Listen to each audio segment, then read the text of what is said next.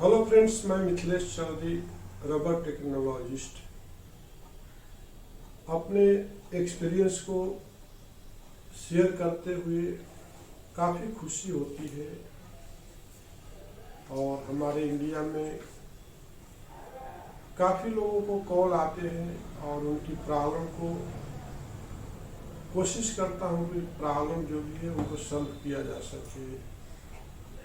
हमारा जो एक्सपीरियंस अगर हमारे देशवासियों को काम आ सके तो इससे बड़ी बात क्या हो सकती है। कल का कॉल था जावेद खान जो लखनऊ से है और वो रबर फील्ड में है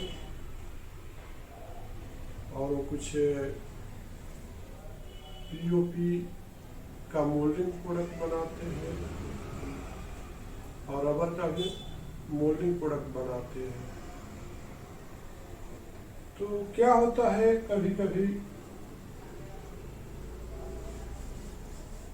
क्या होता है, वो ये जानना चाहते हैं कि अपने कंपाउंड की रेसिपी को सीक्रेट कैसे रख सकते हैं। हमारा जो अब क्या है, बहुत सारे कंपनियों में खुद का इन हाउस फैसिलिटी नहीं रहने से या इन हाउस फैसिलिटी रहते हुए भी लेबर कास्ट को बचाने के लिए ज़्यादा प्रोडक्ट रहने से तो हम जॉब वर्क के लिए दूसरे को दे देते हैं। तो सवाल उनका जायज है कि हम जो देते हैं जॉब वर्क के लिए और क्या वही रेसिपी हमको वापस मिलता है कि नहीं मिलता है। सवाल बहुत अच्छी है। देखो मेरे दोस्त, इन हाउस जो भी फैसिलिटी होती है, सिंपल भाषा में आपको बताना चाहूँगा कि होटल का खाना मेरे दोस्त, होटल के खाने से ज़्यादा इम्पोर्टेंट है आपका घर का खाना। आपके अंदर जो घर का जो क्वालिटी मिलेगी होटल में नहीं मिलेगी, बाहर में नहीं मिलेगी। तो हर इंसान को कोशिश करना चाहिए कि जो भी हम कंपाउंडिंग करते हैं इन हाउस करें, लेकिन ऐसा पॉसिबल नहीं होता है। फॉर एग्जाम्पल, हम अगर एक घर बनाने जाते हैं तो हम कॉन्ट्रैक्ट पर दे देते हैं, सीमेंट वही लाता है, सैंड वही लाता है, पानी डालता है कि नहीं डालता है, पूरा ब्लाइंडली हम उस सामने वाले पर भरोसा करते हैं कि आखिर वो रेसिपी क्या डाल रहा, लाल रेती कितना मिला रहा, व्हाइट रेती कितना मिला रहा है, उसमें सीमेंट कितना मिला रहा है, कंक्रीट कितना मिला रहा है, पूरी तरह से ब्लाइंडली हम उसके ऊपर डिपेंड करते हैं और बन करके घर तैयार होता है। तो हम आखिर बनने के बाद हम क्या कर सकते हैं? कुछ भी नहीं कर सकते हैं। सॉइल टेस्ट कर सकते हो, ट्यूब टेस्ट कर सकते हो उसका, लेकिन आपके पास उतनी फैसिलिटी नहीं है, फिर आप कैसे चेक करोगे? अब हम सवाल बात करते हैं कि लखनऊ के जो रहने वाले जावेद खान है, उनकी प्रॉब्लम यह है कि अपने इन हाउस वो कंपाउंडिंग को बना नहीं सकते, उनके पास इन हाउस फैसिलिटी नहीं है। तो आज हम बात करेंगे कि एनबीआर जो रबर होता है मेरे दोस्त, एनबीआर का जो मस्टिकेशन होता है, एनबीआर का जो मस्टिकेशन होता है उसमें फर्स्ट जो है सल्फर डाला जाता है। सल्फर जो है, जैसे आपने एनबीआर लिया 100 pHr और सल्फर लिया आपने 1 से 2 pHr, ओके ना? ठीक है, कितना लिया आपने? सल्फर जो है, जैसे कि और पॉलीमर में क्या होता है, जैसे आप रबर के बाद आप जिंक ऑक्साइड डालते हो, यहाँ पे रबर के बाद एनबीआर का मतलब होता है नाइट्राइल बुटाडीन रबर। क्या होता है? नाइट्राइल बुटाडीन रबर होता है।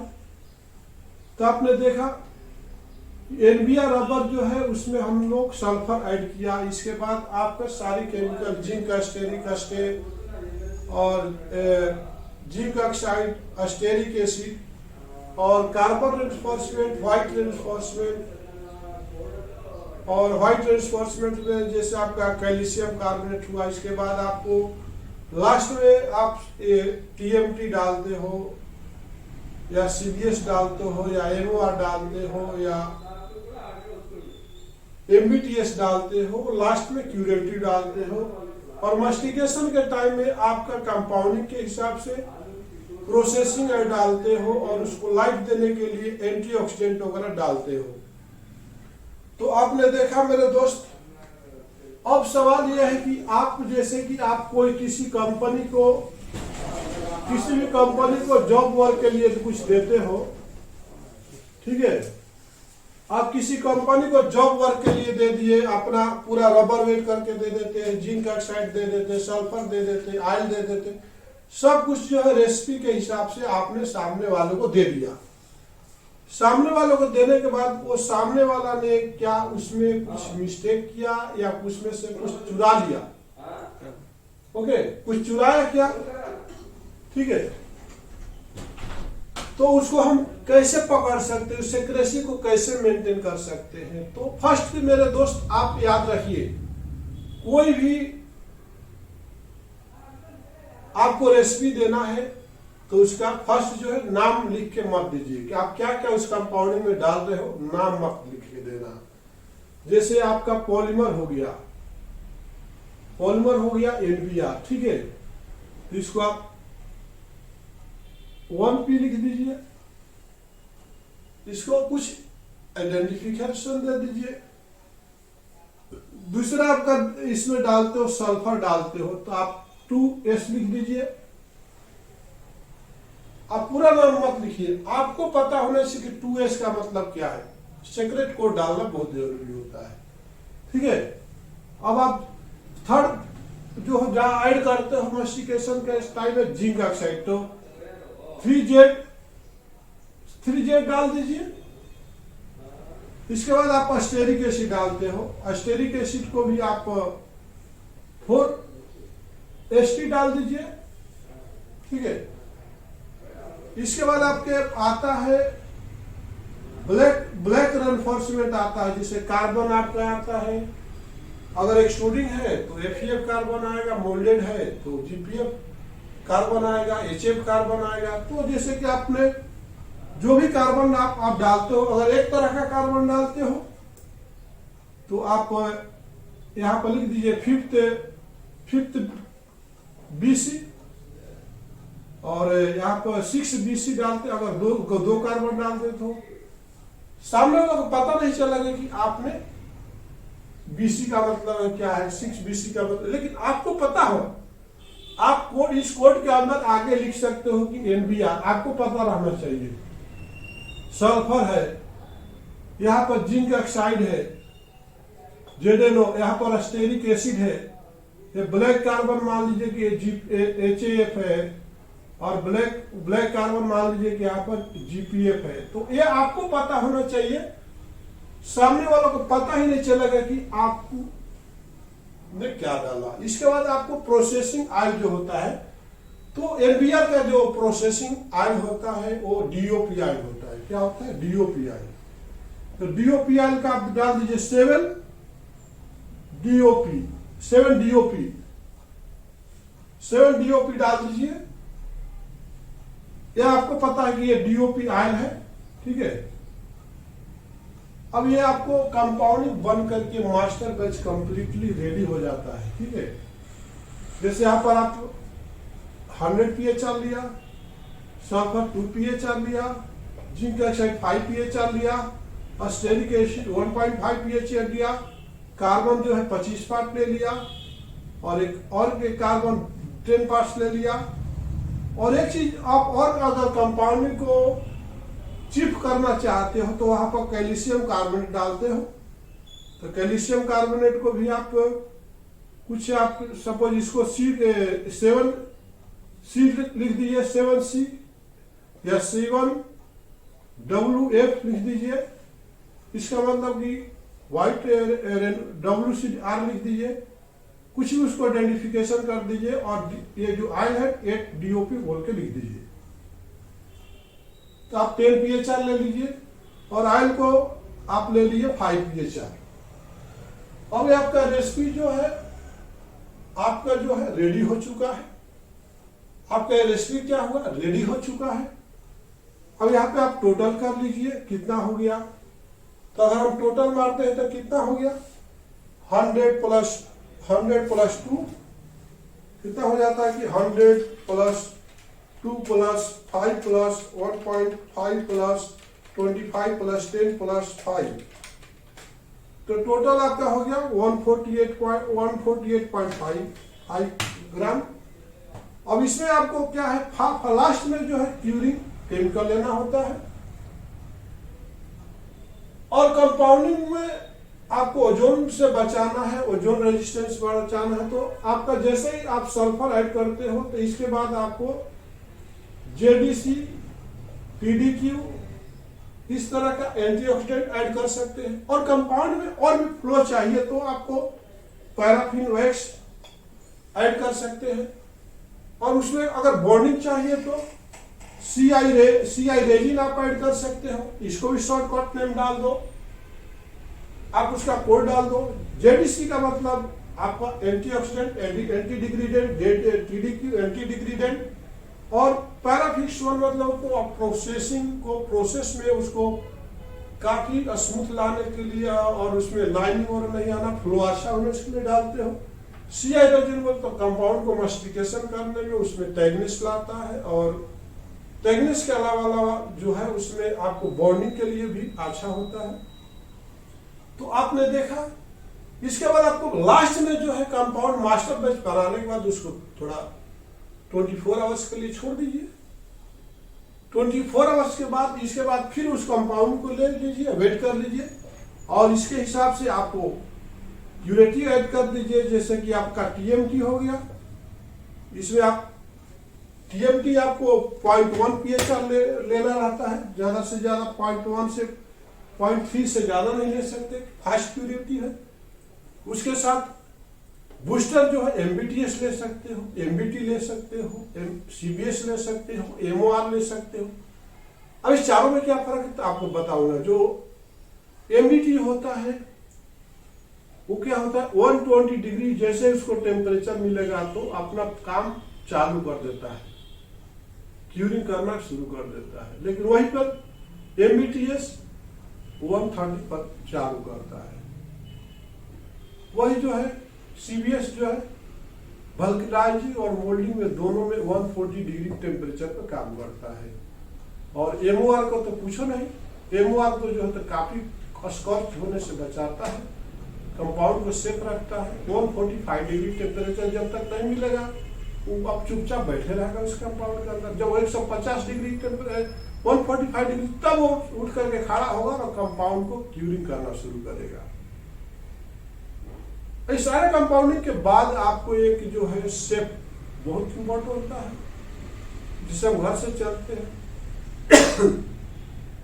तो न जाने कितने तरह का आपका फेस क्रीम लगाते हो,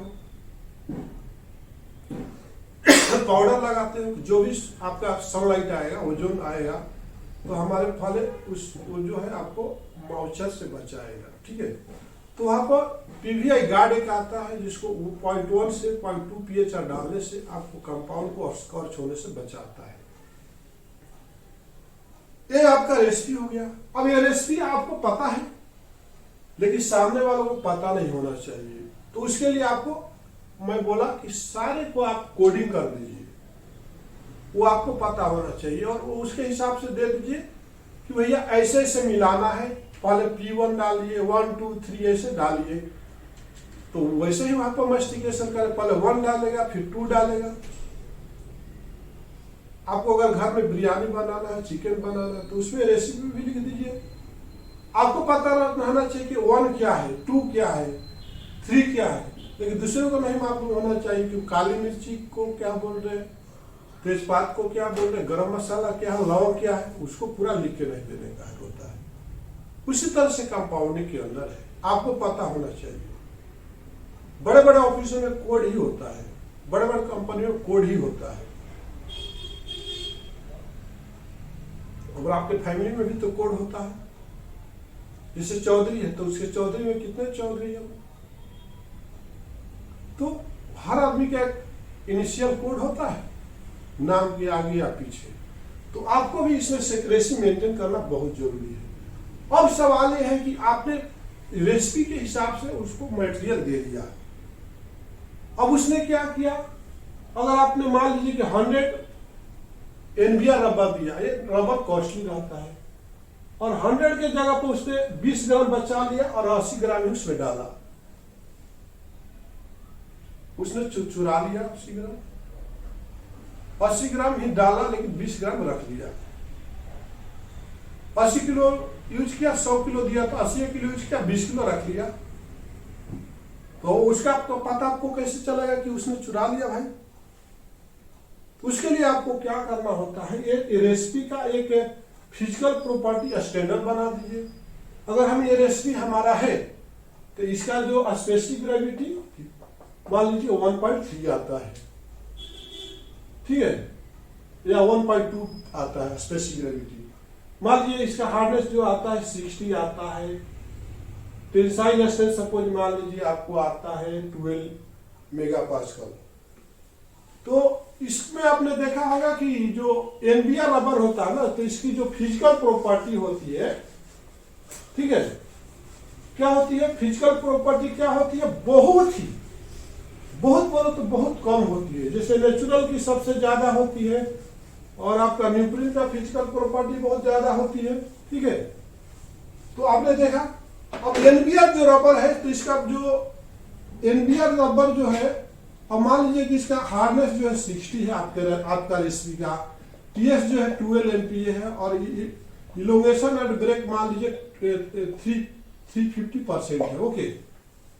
जैसे वो आप कंपाउंड दे दिया, फिर उधर से आने के बाद फिर आपको इसको चेक करो, अगर ये इसमें कुछ ज्यादा डिफरेंस आता है, मान लीजिए कि ये 60 था तो 65 हो गया, और ये 12 आता था तो मान लीजिए 9 आ गया, और 250 आता था मान लीजिए 350 आता था 250 आ गया, तो बहुत डिफरेंसेस हो गया। इसके मतलब वहां पे काफी केमिकल में रेसिपी में चीटिंग किया गया है। आपका केमिकल जैसा आपने बोला था वैसा वहां पर यूज नहीं किया गया, उसमें बचा लिया गया, चुरा लिया गया, तो ये रिजल्ट आपको नहीं आता है। अब समझिए, अब आगे हम बात करेंगे। ये तो पहला तरीका हो गया, फिजिकल प्रॉपर्टी चेक करके मालूम कर सकते हैं कि हमने जो दिया हमको मिला कि नहीं। और दूसरा जो बात है, अब पॉलीमर परसेंटेज, अगर आपके लेबोरेटरी के अंदर पॉलीमर परसेंटेज तो आप चेक कर सकते हो। फर्स्ट आपको क्या करना होता है, एसीटोन एक्सट्रैक्शन प्रोसेस होता है 72 आवर्स के लिए, 16 आवर्स के लिए एसीटोन एक्सट्रैक्शन कीजिए। एसीटोन एक्सट्रैक्शन में क्या होता है, जितना भी अदर इंग्रेडिएंट रहेगा वो पूरा निकल जाएगा। मान लीजिए 7% निकल गया। इसके बाद क्या करना होता है, उसके बाद कार्बन कंटेंट को निकालना जाता है। एसीटोन के बाद आपको क्या करना पड़ता है, कार्बन एक्सट्रैक्शन करो, इसके बाद आपको आइस कंटेंट करो, और तीनों जगह पर जो जो लॉस हुआ और उसको परसेंटेज निकालो, तो आपको पता चल जाए कि हमारा जो आता था इसमें क्यों नहीं आता। अब दूसरा उपाय आपको बता दिया। तीसरा उपाय आपको पता होना चाहिए कि आखिर जो आपने दिया था वही चीज उसने बना के दिया कि नहीं दिया, कैसे पता चलेगा आपको। तो आपको क्या करना होता है कि आइस कंटेंट निकालना होता है। Ice content at the rate 550 degree temperature पे रख के आपको मफल फर्नेस में रखना होता है। 550 डिग्री टेम्परेचर पे 2 आवर्स मिनिमम 4 आवर्स मैक्सिमम तक आपको मफल फर्नेस के अंदर रखना होता है। निकाल, जैसे आप एक क्रूसिबल ले लेते हो, ऐसा क्रूसिबल रहता है। सपोज मान लीजिए कि आपने 2 ग्राम वजन करके इसमें रबर डाल दिया, और इसको क्या करते हैं, W1 फर्स्ट वेट क्रूसिबल का ले लिया, W2 क्रूसिबल प्लस सैंपल का वेट ले लिया, और लास्ट में बर्न होने के बाद थर्ड जो वेट होता है क्रूसिबल प्लस आइस। जला हुआ जलने पर आइस ही बचेगा। तो आपको क्या करना होता है कि W2 माइनस W1 ये दीजिए सिंपल वेट, ठीक है, और W3 माइनस W1 करने से आपका आइस कितना आया, तो W3 माइनस W1